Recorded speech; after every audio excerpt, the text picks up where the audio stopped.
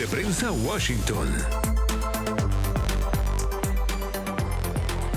Muy buenas tardes, bienvenidos a una nueva edición de Club de Prensa. Hoy desde Nueva York nos encontramos en esta segunda jornada del Foro Concordia, del que NTN24 es canal aliado, un espacio para el diálogo en el que se está hablando de innovación, de economía, de democracia y al que acuden importantes jefes de Estado, presidentes del gobierno, ministros, más autoridades y también empresarios, poniendo en valor la democracia en Estados Unidos, América Latina y el resto del mundo. Un foro que tiene lugar mientras en esta misma ciudad, en Nueva York, a pocas cuadras de aquí, están reunidos los jefes de Estado de más de 190 países en la Asamblea General de Naciones Unidas. Una asamblea en la que hoy en este Club de Prensa ponemos el foco con nuestros periodistas invitados, como son Edgardo Pinell y Andrés Arenas. Bienvenidos a los dos. Edgardo, ¿cuál sería el titular que le das a esta segunda jornada de Asamblea General de Naciones Unidas? ¿Qué destacamos de este día 2 en el que ya ha hablado Trump?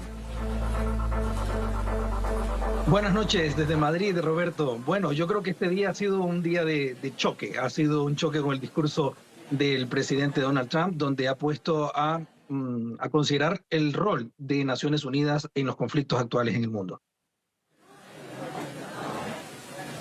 Un día y un discurso de choque, nos dice Edgardo Pinell. Le traslado la misma pregunta a Andrés. Andrés, bienvenido. Ese titular, ese diagnóstico del día 2 de la ONU. Bien, Roberto, yo creo que lo que estamos en presencia es de una situación compleja porque si bien se está empujando mucho a que todos los países acepten ya al Estado palestino y se reconozca a nivel mundial, estas tensiones, para mí el titular sería las Naciones Unidas en tensión. Las Naciones Unidas en tensión. Choque, tensión, son los titulares, las palabras que nuestros invitados de Club de Prensa eligen para describir esta segunda jornada de Naciones Unidas. En tensión ha estado el presidente Trump al darse cuenta, Andrés, Edgardo, de que no funcionaba el teleprompter. Ha sido la anécdota de la jornada. Cuando él iba a comenzar su discurso, ha visto que el teleprompter, el sistema a través del que los presidentes leen el discurso, no funcionaba. Y para colmo, la escalera mecánica en la que subía para acceder a ese hemiciclo, a ese salón de las Naciones Unidas, también se averió. En fin, parece que fue un mal presagio para las Naciones Unidas, o por lo menos han proyectado una mala imagen, así lo ha hecho saber el presidente Trump. Pero en su discurso se ha pronunciado y de forma muy contundente sobre la situación en Venezuela. Dice que va a acabar con el narcotráfico en el Mar Caribe, justifica su despliegue naval y asegura no acabará hasta que se detengan las rutas del narcotráfico que operan en la zona. También se asigné a múltiples carteles salvajes como organizaciones extranjeras terroristas, como por ejemplo las peores bandas que hemos visto en el mundo, MS-13 y el Tren de Aragua. El Tren de Aragua es de Venezuela. A propósito, esas organizaciones torturan, mutilan y asesinan con impunidad. Son los enemigos de toda la humanidad y por esta razón recientemente iniciamos a usar el supremo poder de las fuerzas militares de los Estados Unidos para destruir a los terroristas venezolanos y a sus redes de tráfico dirigidas por Nicolás Maduro. Todos los terroristas que lleven veneno a los Estados Unidos de América sean advertidos. Los volaremos de la existencia, no tenemos opción. Le quiero preguntar a Andrés, como venezolano, también estadounidense, español, creo, no sé si ya tienes, Andrés, la nacionalidad española, está radicado allí desde hace años también en Madrid. Andrés, ¿qué te parece esta determinación del presidente Trump a un venezolano como tú, experto en cuestiones económicas, que conoce muy bien la realidad de Estados Unidos, que ha vivido en Estados Unidos y conoce bien a los gobiernos de la Casa Blanca, de este país y el funcionamiento de la Casa Blanca? Desde luego lo que hay es una determinación absoluta, ¿no? Por lo visto, pareciera que estamos en presencia del fin de esa narcodictadura que se presenta en Venezuela y que lamentablemente pues ha tocado vivir por más tiempo del que se esperaba. Yo pienso y creo que con todo el despliegue militar y con todo lo que se ha hecho hasta ahora, ya es un momento en donde incluso la mayoría de los venezolanos, no solo en la diáspora, sino también dentro de Venezuela, están esperando que ocurra algo que sin duda ayude al pueblo venezolano a terminar con esa tortura, con ese sufrimiento que tienen la mayoría de los venezolanos en una situación incómoda, en una situación que ya no se soporta más y que obviamente la mayoría de las personas está sumamente ilusionada viendo cómo es posible que ahora sí veamos un resultado palpable, ya sea a través de una situación que muchos no quisieran ver, como lo es una intervención militar por el riesgo de que mueran personas, que nadie quiere esa situación, obviamente, pero estamos claros de que las personas en Venezuela igual están muriendo, es decir, están pasando por una situación compleja, están pasando por hambre, están pasando muchas necesidades y claro, a veces es como decimos en economía, el coste de la oportunidad. ¿Hasta qué punto lo que representa el no tener una invasión se traduce o no en mayores o menores vidas humanas, para decirlo en términos sencillos? Claro. En cualquier caso, Andrés, Edgardo, cuando un presidente se dirige a las Naciones Unidas, yo creo que es uno de los discursos más importantes en el año político y por lo tanto esbozan ahí sus prioridades para los próximos meses. Edgardo, ¿es entonces una prioridad, podemos decir, de Donald Trump poner fin al narcotráfico y deteriorar así al régimen de Nicolás Maduro? Obviamente que dentro de los diferentes conflictos que existen, Ucrania por un lado, Gaza por el otro, el presidente Trump ha dejado un espacio importante para el tema venezolano en su discurso. Recordemos que es un enfoque hacia el hemisferio occidental, un tema más continental, que es prioritario para Estados Unidos porque está en su frontera sur, en su frontera marítima, por decirlo así, y lo que ha puesto el foco es en algo que pareciera que antes de que regresara el presidente Trump a la Casa Blanca fuese un problema inexistente, porque nadie se planteaba detener en alta mar el tráfico de toneladas de cocaína que se dirigen desde la frontera colombo-venezolana hacia Estados Unidos y hacia Europa. Incluso es un problema latente aquí en España y en Europa, pero algunos había inacción o se hacían de la vista gorda y no tomaban cartas en este asunto. El presidente Trump ha demostrado determinación y ha utilizado un término bastante peculiar que ha dicho que es un régimen, el régimen de Maduro, es un régimen de enemigo de la humanidad. Algo que ya había utilizado el secretario de Estado Marco Rubio en su visita a Centroamérica, en Costa Rica específicamente, donde no solo llamó a Venezuela o al régimen venezolano en estos términos, sino también a Nicaragua y a Cuba. Como nicaragüense, yo vi con ilusión como el 28 de julio todos los venezolanos o la mayoría del pueblo venezolano expresó su voluntad popular en una que parecía la última oportunidad para que el régimen chavista reflexionara, el régimen chavista entendiera un fin de ciclo y que de alguna manera aceptara entregar el poder de manera pacífica y democrática. No lo han hecho, están usurpando el poder, no solo están contaminando Estados Unidos y el mundo con cocaína, sino también que están usurpando el poder en Venezuela y eso es algo que todos esperamos que acabe pronto. Y ojalá la democracia llegue a Venezuela y también a Nicaragua, como tú dices, Edgardo, como nicaragüense. Escucha lo que ha dicho el presidente de Brasil, Luis Ignacio Lula da Silva, porque mientras Trump aboga por poner fin con ese despliegue militar al tráfico de drogas, Lula parece mostrarse más bien como un defensor del régimen de Venezuela al pedir diálogo.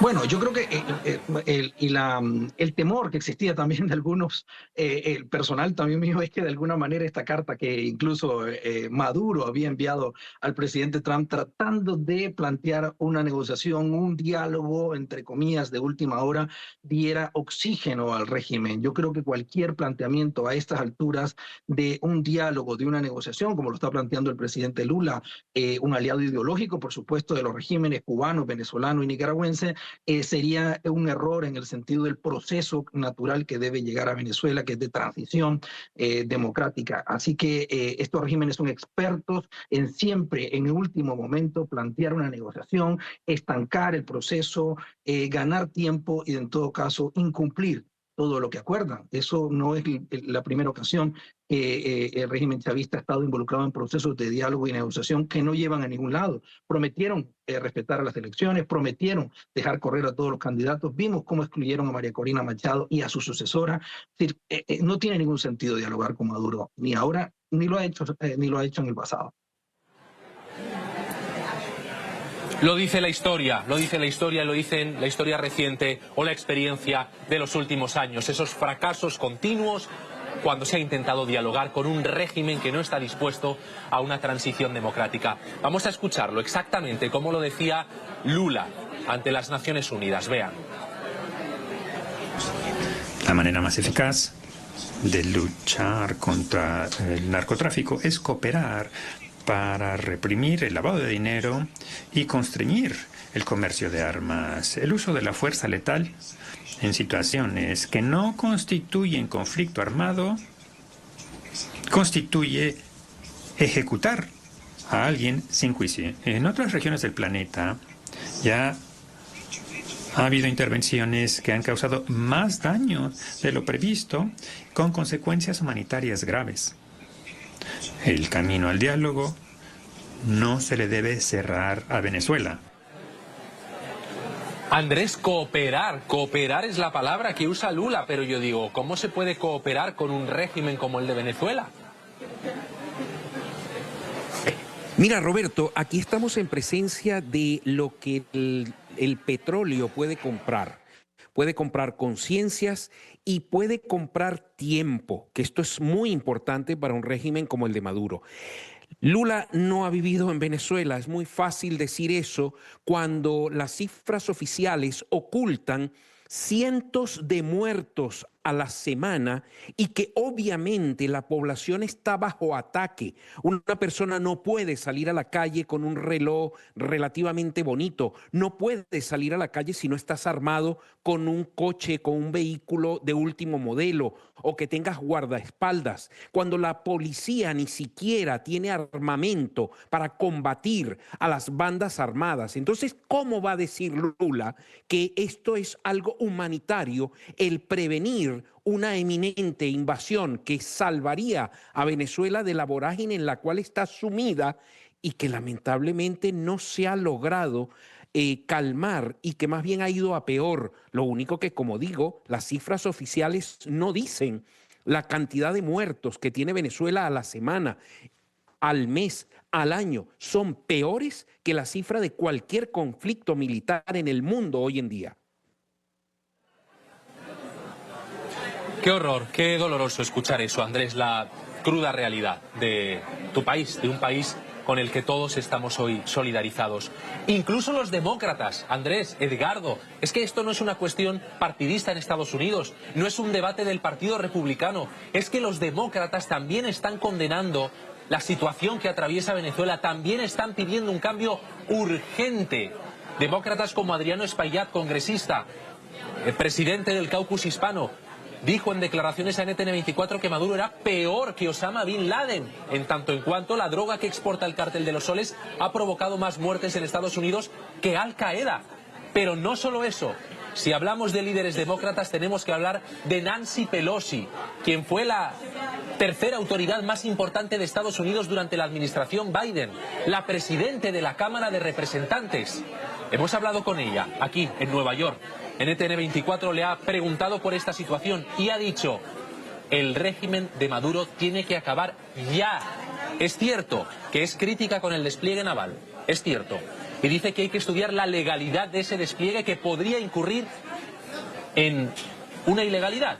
Tal vez se estén violando algunas reglas, tal vez sea ilegal, dice Nancy Pelosi, pero lo que también asegura es que Maduro se tiene que ir. Yo fui a Venezuela cuando estaba Chávez en el poder, nos ha dicho, y ya entonces me pareció un horror. Luego llegó Maduro y fue peor todavía. Palabras de esta líder demócrata. No es un debate partidista. Las dos formaciones políticas de Estados Unidos, republicanos y demócratas, están comprometidas con la transición hacia la democracia en Venezuela.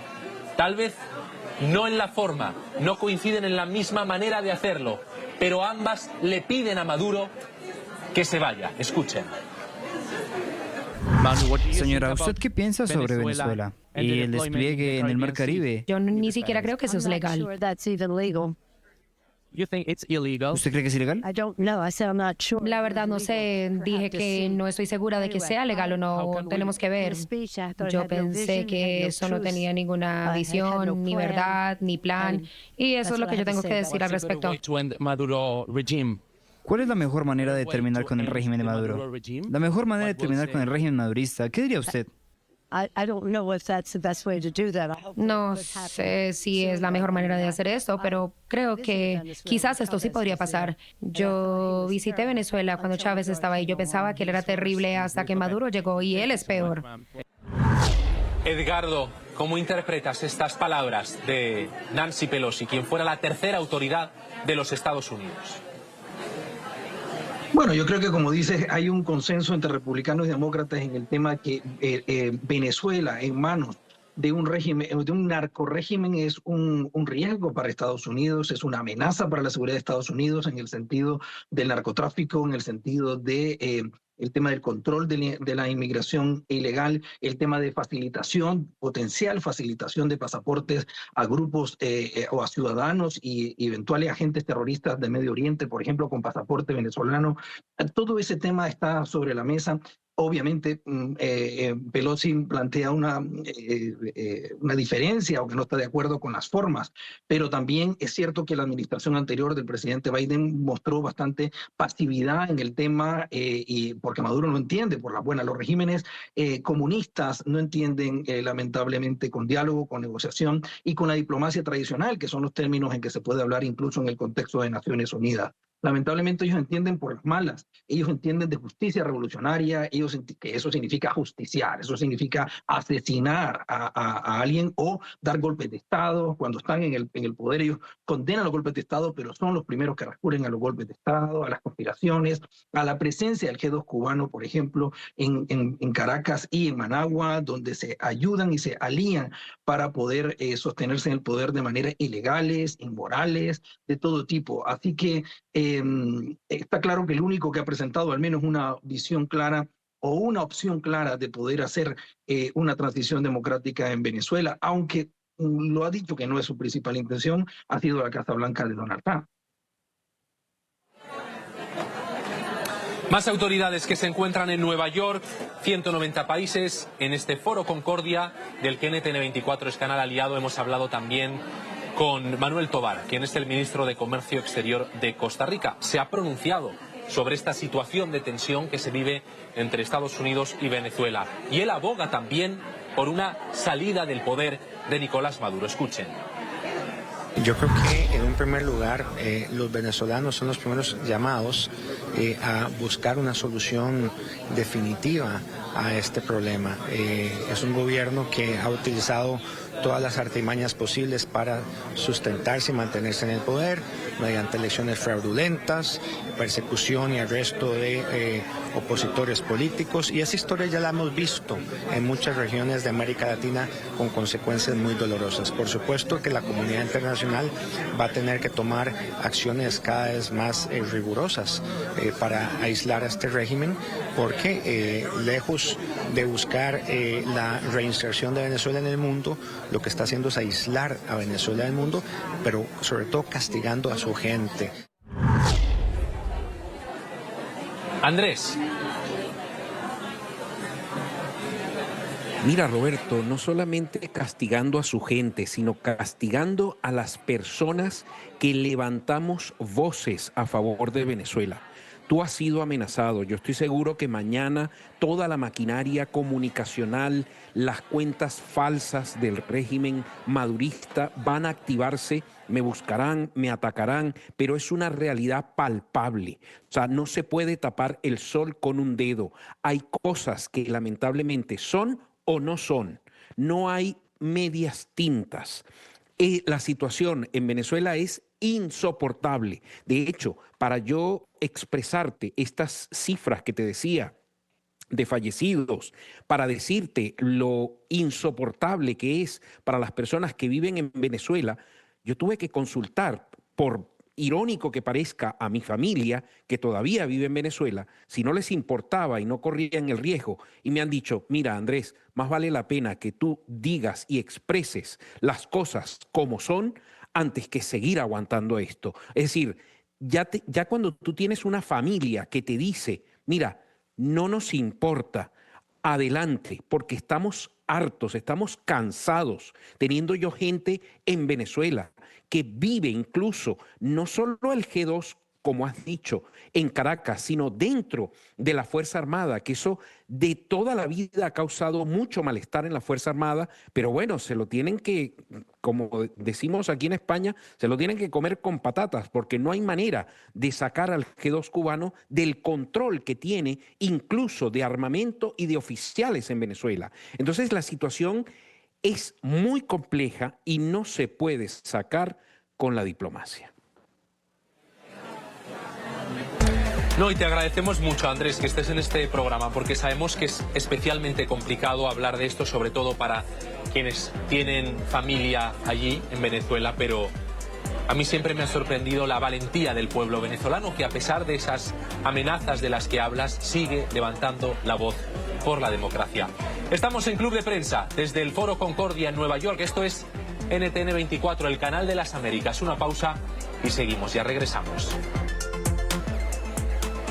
Bienvenidos de nuevo a Club de Prensa. Estamos transmitiendo desde Nueva York en el Foro Concordia, un espacio de diálogo al que acuden importantes presidentes del gobierno, ministros, empresarios, para hablar de democracia, de inversión, de actividad económica en Estados Unidos, América Latina y el resto del mundo, y que se celebra en paralelo a la Asamblea General de Naciones Unidas, que está teniendo lugar también aquí en Nueva York, a 2 cuadras de este lugar donde nos encontramos, Times Square. Estamos en Club de Prensa con Andrés Arenas y Edgardo Pinel, y seguimos desgranando los principales titulares que ha dejado esta segunda jornada de Asamblea General de las Naciones Unidas, marcada por el discurso del presidente Donald Trump, quien se ha referido, entre otras cuestiones de las que hemos hablado, a aquellos países que pretenden reconocer un Estado palestino.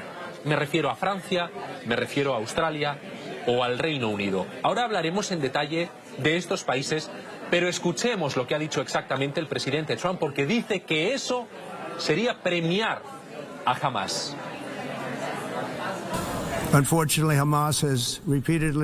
Infortunadamente, Hamas repetidamente ha rechazado las razonables ofertas de paz que se les ha hecho. No podemos olvidar el 7 de octubre, ¿verdad? Ahora, como si fuese a alentar el conflicto, algunos buscan de manera unilateral reconocer un Estado palestino. Son las recompensas que serían muy grandes para los terroristas de Hamas por sus atrocidades. Esto sería una recompensa por esas horribles atrocidades. Incluso cuando se rehúsan a liberar los rehenes o a aceptar un cese el fuego, en lugar de darle a Hamas y darle tanto, porque ellos han tomado tanto. Esto pudo haberse resuelto hace mucho. Pero en lugar de ceder a las demandas de Hamas de rescate, todos los que quieren la paz deben unirse con un solo mensaje: liberen a los rehenes ahora. Solamente liberen a los rehenes ahora. Edgardo, ¿es premiar al grupo terrorista Hamas reconocer un Estado palestino, como dice el presidente Trump? Yo creo que efectivamente reconocer a Palestina como un Estado es incondicionalmente, sin ninguna condición, sin mencionar a la liberación de los rehenes que todavía existen, están en manos de Hamas, alrededor de unos 40, de los cuales la mitad probablemente estén vivos, los otros estén muertos ya. Reconocer a Palestina como un Estado sin ninguna condición, como decía, es efectivamente un premio o un aliciente al menos para este grupo terrorista palestino. La postura, por ejemplo, de Donald Trump no es la única en el mundo. Por ejemplo, gobiernos europeos como el italiano de Giorgia Meloni o como el alemán de Merz ya han planteado efectivamente que el reconocimiento de Palestina como un Estado ausente de una estrategia global, de una condición o de una precondición de la liberación de los rehenes, no tiene ningún sentido. Y algo muy importante que yo creo que hay que destacar es que el hecho de que un gobierno quiera o esté proponiendo en esta Asamblea General de Naciones Unidas reconocer un Estado palestino no necesariamente significa que todos o que la mayoría de ciudadanos de ese país quieran reconocer ese Estado. Fíjense en la encuesta que ha publicado el diario Telegraph, el diario británico, una encuesta demoledora para el gobierno de Keir Starmer, porque apunta a que el 90% de los británicos está en contra del reconocimiento del Estado palestino. 9 de cada 10 británicos, según The Telegraph, no quiere reconocer un Estado palestino como está proponiendo su primer ministro o como está proponiendo también el gobierno de Australia, cuya oposición ya ha dicho: cuando lleguemos al poder, si se reconoce el Estado palestino por parte de Australia, se revertirá esa decisión. Por lo tanto, Andrés, ese hipotético reconocimiento del Estado palestino en cualquier caso es algo que ni siquiera genera consenso dentro de los países que lo están proponiendo, ¿no? Más que todo dentro de esos ciudadanos que habitan esos países, cuyos dirigentes se ponen allí, la banda, ¿cómo decir? Ay, se me fue la palabra, Roberto, estamos en vivo. El símbolo palestino que se ponen alrededor del cuello, en este momento se me fue la palabra, y que estos dirigentes de alguna u otra manera no están necesariamente escuchando las voces de sus pueblos, porque vamos a estar claros, Estados Unidos está formado de inmigrantes, dentro de los cuales, incluso en muchos países, personas que profesan la religión hebrea, que a veces se dice como despectivo y que hoy en día muchos hebreos, muchos judíos tienen miedo incluso de hablar porque pareciera que el manifestarse en su religión es como mal visto, y yo considero que no es así. Yo creo que incluso en esas encuestas que has mencionado se puede evidenciar cómo hay un rechazo en una población tan diversa como la de Reino Unido, que no es homogénea, sino que tiene personas de todas nacionalidades, y que incluso ellos rechacen el reconocimiento del Estado palestino. Estoy muy convencido de que sin duda por algo no lo aprueban.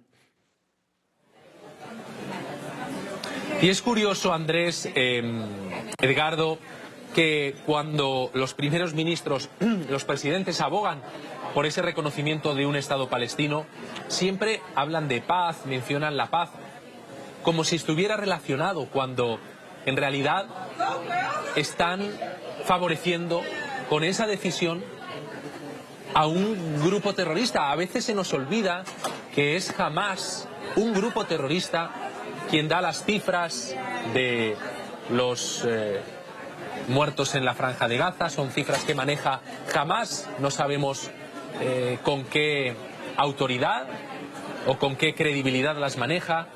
A veces en esta retórica que se está instalando desde ese posicionamiento se olvida que estamos hablando en última instancia, Edgardo, de un grupo terrorista que cometió, ahora va a hacer 2 años además, un atentado mortal el 7 de octubre. Sí, Roberto, efectivamente lo que estamos viendo con esto del reconocimiento o tratar de avanzar hacia que Palestina sea reconocida como un Estado según los proponentes, incluidos el gobierno de España de Pedro Sánchez, es porque dicen que es allanar el camino hacia la paz. Pero recordemos que Hamas, el grupo terrorista palestino Hamas, expulsó a mediados de los años 2000, 2005, entre 2005 y 2007, a la Autoridad Nacional Palestina, a la cual Francia, España, el Reino Unido dicen ahora que están reconociendo como gobierno legítimo de Palestina, que tenemos también dudas jurídicas de realmente a qué se refieren, cuando lamentablemente no hay un territorio definido, no hay una autoridad legítima, ni tampoco con un control real en Gaza, porque quienes tienen el control real todavía, al menos es subterráneo, en los miles de kilómetros de túneles que todavía tienen ahí secuestrados a medio centenar de israelíes, es Hamas. Es un grupo terrorista en el cual, como decía la primera ministra italiana, tiene que ser una precondición de que la liberación de los rehenes y el fin del terrorismo por parte de Hamas, y la Autoridad Nacional Palestina, Mahmoud Abbas, no tiene capacidad de garantizar ninguna de esas dos cosas. Por lo tanto, no hay un gobierno efectivo que se pueda reconocer como autoridad legítima y legal como tal de Palestina. Así que el que se lleva el rédito político de esto es Hamas, porque ellos son, a partir de un ataque terrorista, los que han logrado un avance político, diplomático, internacional, en el cual muchos países europeos lamentablemente le están dando implícitamente un apoyo político a este grupo terrorista. Es otro de los temas que se ha puesto sobre la mesa en la Asamblea General de Naciones Unidas y que estamos abordando en Club de Prensa hoy desde Nueva York. Pero hay más. Una pausa y seguimos, ya regresamos. Bienvenidos de nuevo a Club de Prensa, transmitiendo desde el Foro Concordia en Nueva York con motivo de la Asamblea General de Naciones Unidas. Seguimos con Andrés Arenas, con Edgardo Pinel, hablando de seguridad, porque el despliegue en esta ciudad ahora mismo es enorme, la cantidad de policía, de servicios secretos que hay en las calles para garantizar la seguridad de las más de 190 delegaciones que asisten hasta Nueva York para acudir a esta Asamblea General de la ONU. Pero atención, saltaron todas las alertas en la mañana de hoy cuando los servicios secretos confirmaron haber desmantelado una red de 100 servidores ilegales, 300 servidores ilegales y 100.000 tarjetas SIM que podrían haber colapsado las redes de telecomunicación de Nueva York. Es decir, podrían haber dejado esta ciudad sin conexión telefónica. Se ha desarticulado y se ha incautado todo este material a 50 kilómetros de la sede de la ONU. Andrés, desde luego, podría haber supuesto una gran amenaza.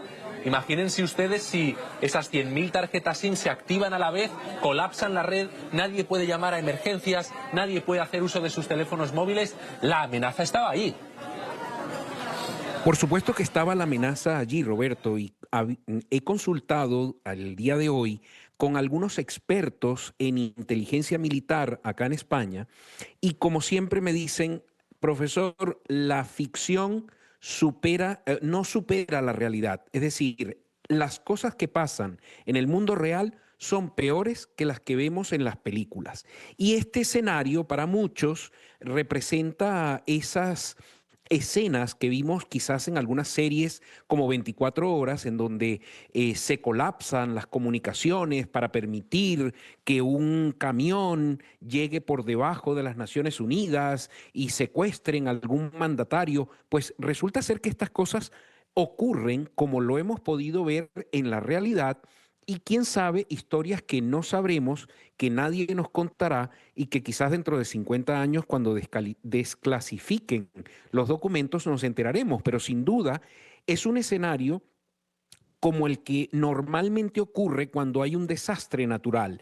Colapsan las líneas, todo el mundo quiere comunicarse con sus seres queridos, pues generar eso de manera ficticia alrededor de las Naciones Unidas impediría que los líderes, los mandatarios, pudieran quizás consultar con sus asesores en sus respectivos países sobre temas sensibles que quisieran en un momento dado tener una segunda opinión o ser asesorados por sus respectivos consultores.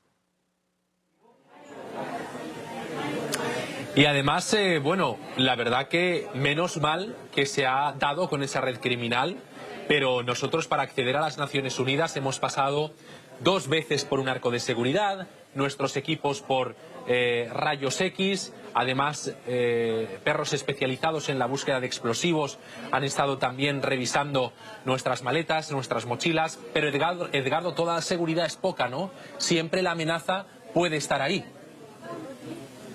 Sí, por supuesto, Roberto, sobre todo tomando en cuenta que cuando uno no es terrorista es difícil imaginar las elucubraciones y los planteamientos que hacen, sobre todo cuando tienen un valor simbólico. Recordemos, el 11 de septiembre no solo fue un daño estructural al corazón de Nueva York, sino también al corazón financiero del capitalismo mundial, etcétera. Es decir, la forma en que maquinan los terroristas siempre tienen un valor simbólico, un impacto simbólico del daño. Y en este caso era el día de la inauguración, sobre todo oficial, el discurso del presidente Donald Trump en su propia casa, en su segundo mandato, etcétera. Hubiera tenido hubiera tenido un impacto altísimo, sobre todo de avergonzarlo en su propio país, en su propio discurso, paralelamente. Y vemos cómo ahora todas esas medidas que ha tenido que pasar ahí a pocos metros para entrar al salón principal de sesiones de la ONU, pueden verse estropeados por una operación a 50 kilómetros o mucho más allá, si habláramos de un ciberataque. Los riesgos ahora a la seguridad son más complejos, son distintos y hay que tratar de detenerlos y prevenirlos. En este caso, afortunadamente, se ha evitado un caos en Nueva York, pero también un golpe político y de imagen a la administración del presidente Trump. En fin, es fundamental la seguridad, que se refuerce, y rápidamente le pregunto a Andrés, nos queda poco tiempo, pero me gustaría saber también su opinión sobre, como además en este caso una persona que conoce muy bien Nueva York, sobre la ciudad, el caos de tráfico que hay aquí. Un caos que deja una anécdota, y es que el presidente Macron se vio retenido por un policía que no le dejaba circular con su vehículo porque iba a pasar otra caravana presidencial. Nosotros hemos estado retenidos hoy también esta mañana porque iba a pasar otra caravana. Es decir, que hay un caos monumental en Washington. Andrés, en Nueva York, que diga. Sí, bueno, Roberto, es que normalmente Nueva York es una ciudad, como bien su refrán indica, que nunca duerme y que obviamente está congestionada ya con las diversas empresas que tienen sede allí, además de la Bolsa de Valores y otros sitios neurálgicos que generan mucho tráfico, que generan convulsión, como en este caso las Naciones Unidas. ¿Alguna vez se ha manejado la hipótesis de mover la sede a un sitio menos complicado y menos congestionado? Pero sin duda ya es emblemático el ver las Naciones Unidas en, como los mismos estadounidenses le han bautizado a Nueva York, la capital del mundo, porque obviamente convergen muchas nacionalidades, comercios de todo tipo, bolsa, bancos de todas partes del mundo, y claro, mudar a las Naciones Unidas por un tema de tráfico, pues quizás no esté dentro de los planes futuros de esa organización. La capital del mundo, nos dices, Andrés, y la ciudad que nunca duerme, desde donde estamos transmitiendo este club de prensa en NTN 24. Una pausa y seguimos. Agradecer en este club de prensa a Andrés Arenas, que nos haya acompañado, y también a Edgardo Pinelli. Gracias a ustedes por formar parte de este club y por seguirnos. Permanezcan conectados al canal de las Américas. Estamos transmitiendo desde Nueva York, desde el Foro Concordia, del que NTN 24 es canal aliado, pero la información nunca para, y nosotros tampoco, para que usted esté bien informado. ¡Feliz martes!